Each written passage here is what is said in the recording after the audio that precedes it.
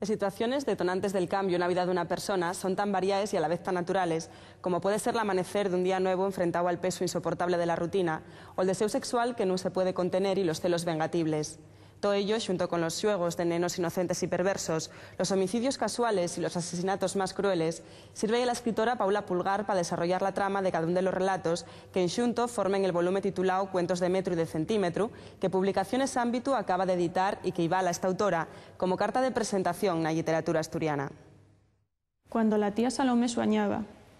La tía Salomé poníase a la puerta a casa y cañicábase palantra y para atrás na siella que trasiera al su hermano Lluís cuando volvió de les Amériques. Quedaba como plasmada columbrando el monte que había enfrente el pueblo. Un día pasé delante de ella y como viera que no se movía del sitio, sentéme en el suelo la quintana. Cuando cansé de estar ahí parada, mirando pa ella, entrugué con curiosidad. ¿Qué ye lo que está mirando usted ahí a yoñe, tía Salomé?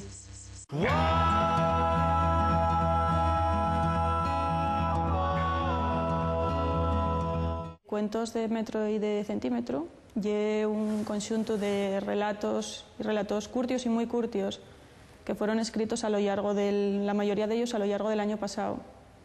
Y bueno, cada uno nace de una manera distinta, ¿no? Unos nacen de una idea, de una idea que puedes sacar de otro cuento, que ya es de otro autor.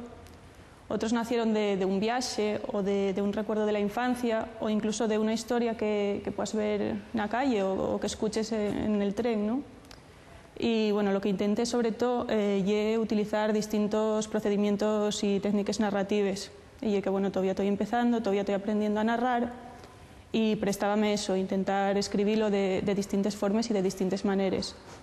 De lo que me di cuenta al final y de que la mayoría de estos cuentos curtios están escritos en primera persona. Nada, estoy pensando en es míos coses, nos míos sueños.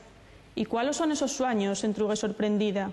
Y ye que yo de aquella pensaba que los viejos nun sueñaben. Prestaríame que morriera todo el mundo. ¿Y para qué quiere usted que muera todo el mundo? Dice con cara de susto. Para poder poner una tienda en sin que nadie me moleste, contestó con un convencimiento que me dejó ablucada. Levantéme apriesa del suelo y marché escopetada.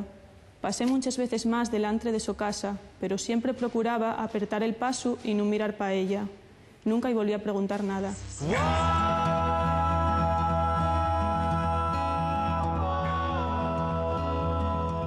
La verdad que me siento cómoda escribiendo tanto para niños como para adultos.